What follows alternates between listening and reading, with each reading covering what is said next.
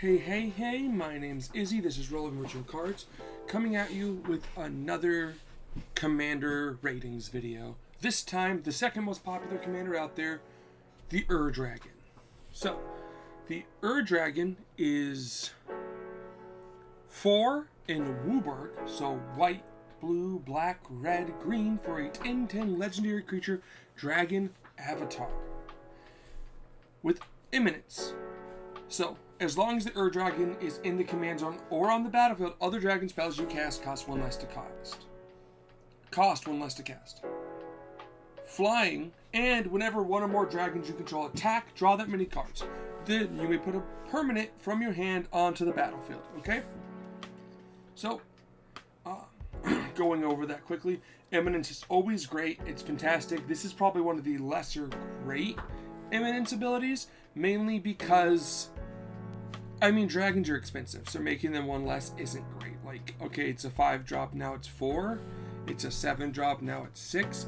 It's something. I'll give you that it's something. And I think 2 would have been too broken. So, like, you're kind of stuck between a rock and a hard spot there. What you really like is that last ability. That's such a great draw ability.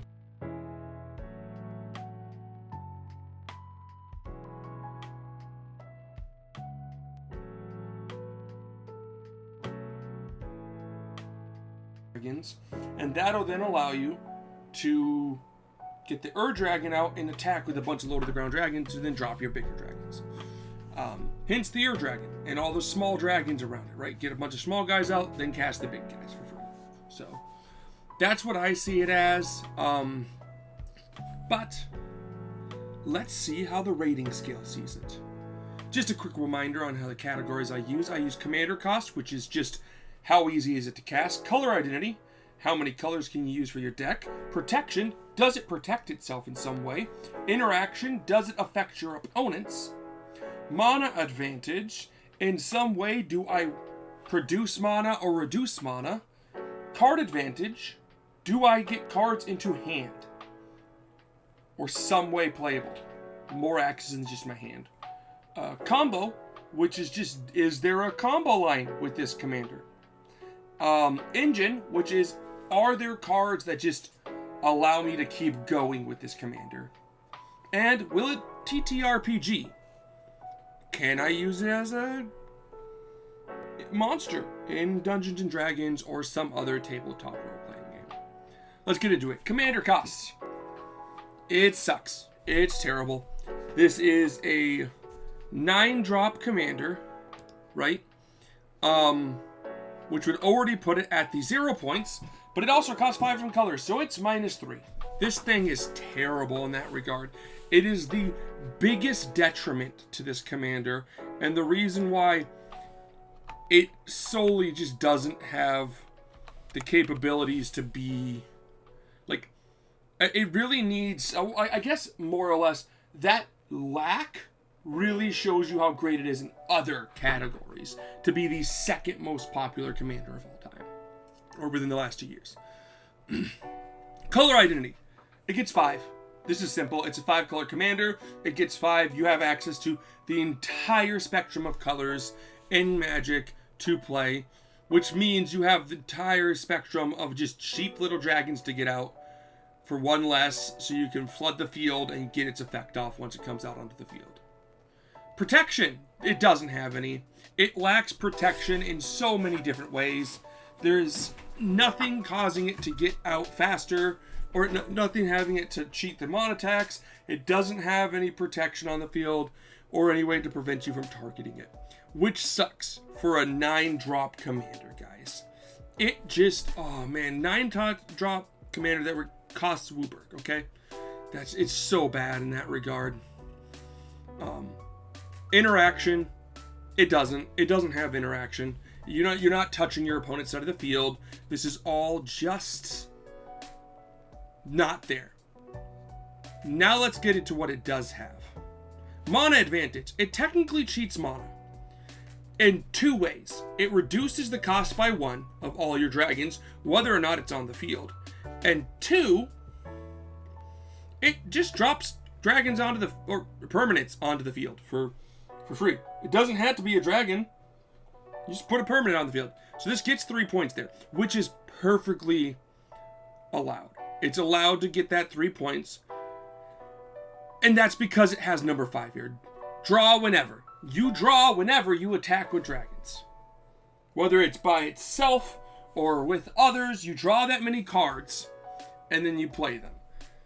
This is like the definition of like a boots commander, right? You need to get hexproof on it. You want to give it haste just so you can just swing with it right away with all the dragons you already have on your side of the field. Okay? This is like an inevitability, okay? Type of commander. This isn't oh, how fast can I get this commander out? No, this is, I'm playing a deck that like just reduces all my dragons by 1, so it's just a good WUBRG deck. And maybe when everything's said and done, my Ur-Dragon will come say hi and get me back into the game. So you could be so far behind, and then all of a sudden you hit that 9 mana. You go Ur-Dragon, boots, swing with 3 other dragons, draw 4 cards, drop this big dragon, or this card that gives everything hexproof, or some other useful card that's expensive, and just go boom, pass, and you're all of a sudden back into the game. So, yes, it gets 5 points for that card advantage, which totally weighs out the -3 it has for commander cost. Combo. Yes, it does have a combo. That combo, which isn't like, okay, so it has like a 3+ combo, but we're going to talk about the combo it actually has. We'll just drag this over here for a second. Here's your Ur-Dragon combo. Rafiq the Mini. This one-shots people because Rafiq gives the Ur-Dragon double strike if it attacks alone. I mean, you're 5 color. Toss Rafiq in there, guys. If you can one-shot someone with the Ur-Dragon, it's not a bad idea. Okay? Also because it gives them Exalted. That's the other part. So, it is a 2-card combo. It doesn't win you the game, but it does remove your biggest opponent. So that's a 1-card combo with this guy, guys. 5 points. Which is pretty crazy, to be fair. Engine. Does it have an engine? The answer is yes, it gets 5 points for this. That's the previous engine from the previous commander that I use as the example for everything. Because I like Atraxa. But the engine with the Ur-Dragon is very simple. Anything that causes extra combat steps is an engine with it. Mainly aggravated assault or the dragon that does the same thing. Okay? Or anything else that's repeatable, like a permanent that repeats combat steps, okay? The reason why this is good is because it then not only gives you more cards in hand, it also allows you to drop another card. So those are just great. They're 1-card engines where it's just, yeah, cool. Even if you're just attacking with the Ur-Dragon in that case, that's still 1 card drawn and 2 cards just dropped onto the field regardless of its mana cost. Worst case scenario, you drop 2 lanes. So, it gets 5 points for engine. Overall, what's the total points you're seeing here? Okay? Last time I didn't give a I didn't give a point total, and I think some of you might want to know the point total, so I'll give you it. Using a calculator. So here's this nice little calculator, okay? Let's talk about total points here, okay? It has -3 points from cost, but it gets 5 points for color identity, 0 points for protection and 0 points for interaction, 3 points for mana advantage, 5 points for card advantage, 5 points for combo, and 5 points for engine, leaving you at a nice 20 points. That's not bad. But like I always tell everyone, it's not about how many points you get. It's do you mark off more than what? Like, do you mark off at least 2 of these checks? And how many do you just suck at? And it marks off at 5, 4 of them. And at 3, 1 of them. This is an insane commander. regardless of its detriment of being almost impossible to cast, that's not how you're going for this commander. You're not trying to overcast it or cast it quickly. You're just going to play the game of Magic with a 5-color deck and then maybe accidentally cast it at some point. And give it hexproof or shroud at some point so no one can touch it. Overall, I think it's a very good commander. There's a reason it's the second most popular commander out there.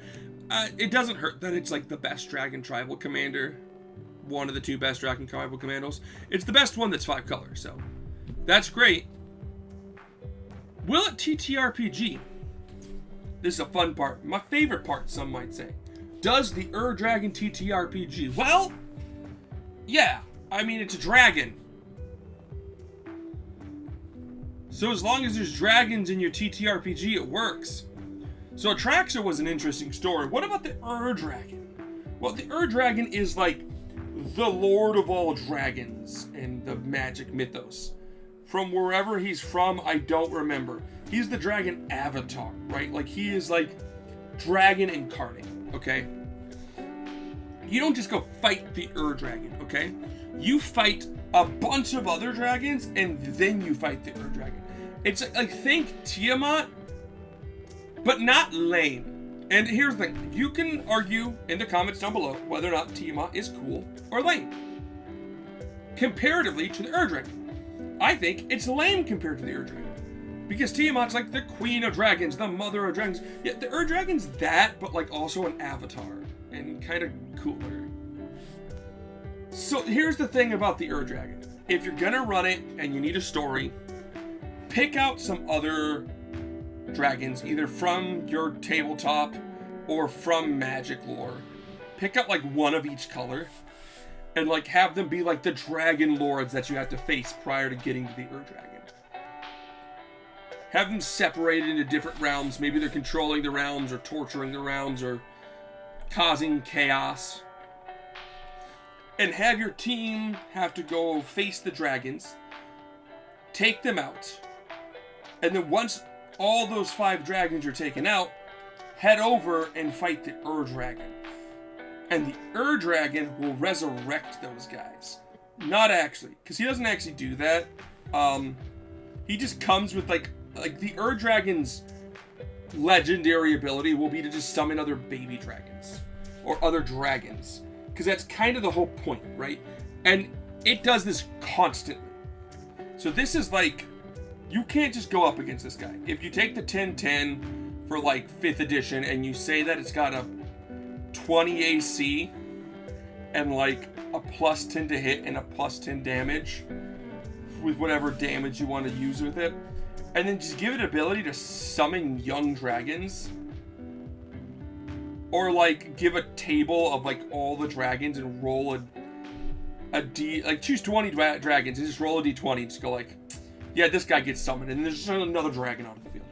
This is like the epic all-father battle of like dragons. That's the end fight. The story is, yeah, can you save us from these dragons that are bothering us? You take out the 5 dragon lords, and then you have to go fight the avatar who keeps replacing them. Right? Yeah, and if you defeat him, dragons cease to exist in this realm. And then there's ramifications to that. I mean, it's a dragon. It doesn't really have a class. It's not a god, though. It's an avatar, which is different. It just, to me, avatar just means it's like, it's not like dragons worship this god or people worship the god of dragons. No, he's just dragon incarnate. Like, he is what all other dragons come from in this realm. So, yeah, I think it's a great D&D. I mean, it's classic. Classic D&D, classic, like, if you want to put him in, like, anything else, it's just a great fight. So, he does TTRPG. Yeah. Thanks for watching. Don't forget to like and subscribe. And have a fantastic day. Peace.